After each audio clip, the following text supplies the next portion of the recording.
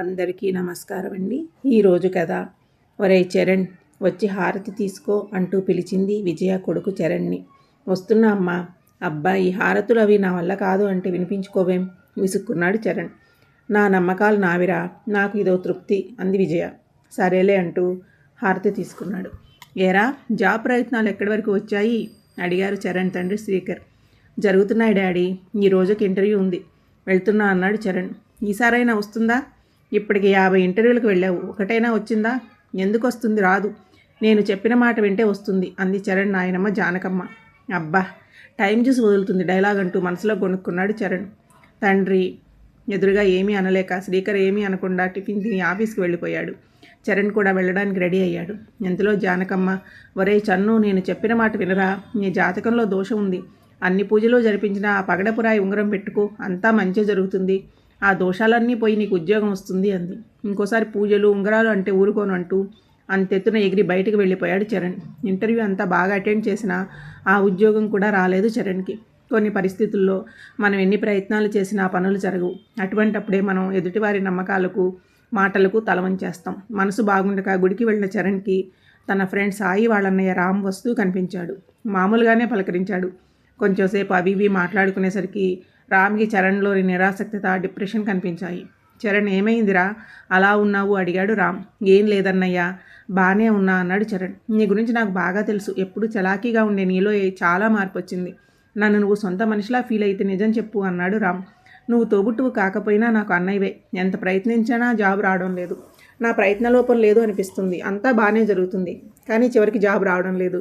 ఏం చేయాలో పాలుపోవడం లేదు. అదే ఆలోచన, అదే సమస్య అన్నయ్య అన్నాడు చరణ్.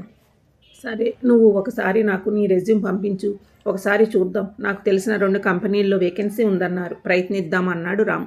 చరణ్లో ఏదో చిన్న ఆశ, జాబ్ వస్తుందేమో అని. తప్పకుండా అన్నయ్య, పంపిస్తాను అన్నాడు చరణ్.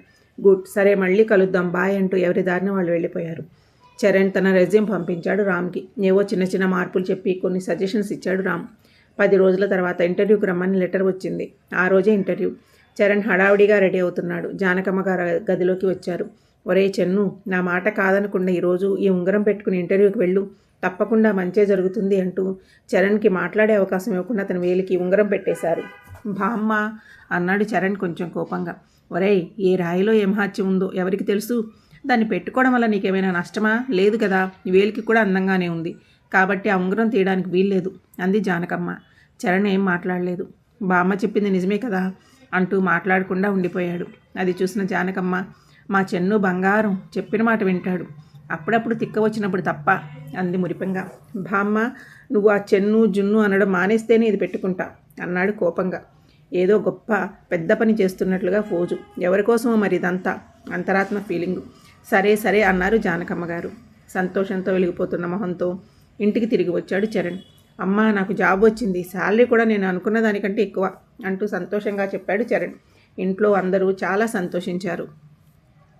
చూడరా, ఉంగరం వల్లే ఇదంతా, చెప్తే వినలేదు నువ్వు అన్నారు జానకమ్మ గారు. చరణ్కి నిజమేనేమో అనిపించింది. వెళ్ళి వాళ్ళ నాయనమ్మని హత్తుకున్నాడు. రామ్కి కాల్ చేసి చెప్పి తన సంతోషాన్ని పంచుకున్నాడు. చరణ్కి ఉద్యోగం వచ్చి 4 ఏళ్ళు అయ్యింది. పెళ్ళయి సంవత్సరం అయ్యింది. అంతా బాగుంది. ఇప్పుడు చరణ్కి బామ్మ ఇచ్చిన ఉంగరం అంటే ప్రాణం, తన అభివృద్ధికి కారణమని బలంగా నమ్ముతున్నాడు. కానీ అన్ని రోజులు ఒకలా ఉండవు కదా. చరణ్కి ఆఫీస్లో ప్రమోషన్ వచ్చి శాలరీ పెరిగింది. దానితో పాటు చిరాకులు, సమస్యలు కూడా పెరిగాయి. అనుకోకుండా చరణ్ ఉంగరం కనిపించడం లేదు.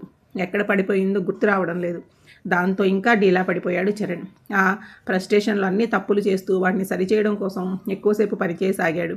ఆ కోపం అంతా ఇంట్లో వారి మీద చూపించసాగాడు. రామ్ తన గృహప్రవేశానికి ఆహ్వానం పలకడానికి వచ్చాడు చరణ్ ఇంటికి. ఆ సమయంలో చరణ్ ఆఫీసులో ఉన్నాడు. ఇంట్లోని వారు సమస్యని అతని ముందు ఉంచారు, పరిష్కారం చూపించమని. సరే, నేను చూసుకుంటాను, మీరు ధైర్యంగా ఉండండి, వాడితో నేను మాట్లాడతాను అన్నాడు రామ్ వారికి ధైర్యం చెబుతూ. చరణ్ని ఆఫీసులో కలిశాడు రామ్. కొంచెంసేపు అవి ఇవి మాట్లాడుకున్నాక, నువ్వు ఉంగరం పోయిందని బాధపడుతున్నావని చెప్పారు రా ఇంట్లో, అవునా అన్నాడు చరణ్తో రామ్. అవునన్నయ్య, అది వచ్చాకనే నాకు కలిసి వచ్చింది. అది పోయిన రోజు నుంచి ఇబ్బందులు, కష్టాలు మొదలయ్యాయి. నాకు ఏం చేయాలో అర్థం కావట్లేదు. అసలు సమస్య మీద సమస్య మీదకి వస్తుంది. ఖచ్చితంగా మాకే రావాల్సిన ఒక ప్రాజెక్టు మిస్ అయిపోయింది. ఇదంతా ఉంగరం మిస్ అవ్వడం వల్లే అన్నాడు చరణ్ బాధగా. ఆహా, నువ్వు అంతగా ఫీల్ అవుతున్నావు కాబట్టి నీకు ఒక సహాయం చేయాలనిపిస్తుంది. ఇది నా కోసమని మా అమ్మ స్పెషల్ పూజలు చేయించి తెప్పించిన ముచ్చపుట ఉంగరం. నీకు ఇష్టమైతే నువ్వు పెట్టుకో. నాకెలాగూ వాటి మీద నమ్మకం లేదు. మా అమ్మ బాధపడుతుందని తీసుకున్నా అంతే. ఎలాగో ఈరోజు ఊరెళ్ళిపోతున్నా కాబట్టి గొడవే ఉండదు అన్నాడు రామ్. అయ్యో అన్నయ్య, వద్దు వద్దు. అమ్మ అంత ప్రేమగా స్పెషల్ పూజలు చేయించిస్తే ఇలా నాకు ఇచ్చేస్తానంటున్నావు. నీకు నమ్మకం లేకపోయినా నీ దగ్గరే ఉండని అన్నాడు చరణ్ మొహమాటంగా. నమ్మకం ఉన్నప్పుడే దాని ప్రభావం మరింతగా ఎక్కువగా చూపుతుంది. నా మాట కాదనకుండా తీసుకో. ఇక ఆర్గ్యుమెంట్స్ వద్దు అన్నాడు రామ్.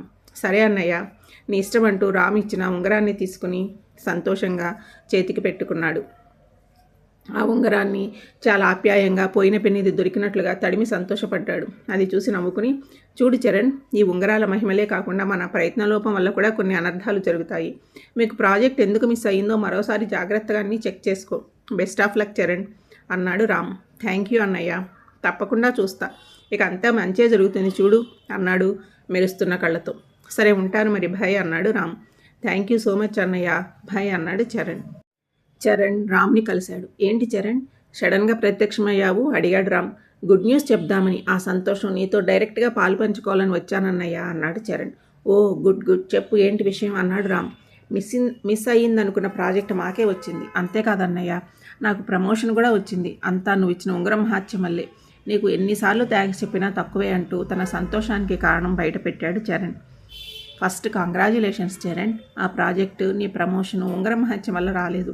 నీ స్వయం కృషి వల్ల వచ్చింది. నీ సంతోషానికి పూర్తి కారణం నువ్వే.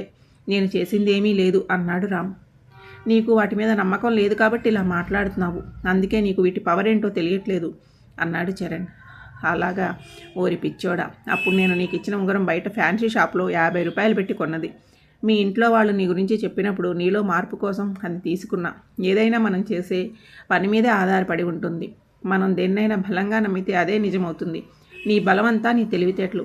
కానీ నువ్వు ఉంగరాల మీద మూఢనమ్మకంతో నీ భవిష్యత్తుని పాడు చేసుకోబోయావు. దేని మీద అయినా నమ్మకం ఉండొచ్చు, కానీ మూఢనమ్మకం ఉండకూడదు. నీ మంచి కోసం చేశా తప్ప నీ నమ్మకాలతో ఆడుకోవాలని కాదు అన్నాడు రామ్. అన్నయ్య, నువ్వేం చేసినా నా మంచికే కదా. ఇకపై ఇలాంటి మూఢనమ్మకాలు పెట్టుకోను. నా స్వశక్తినే నమ్ముకుంటాను.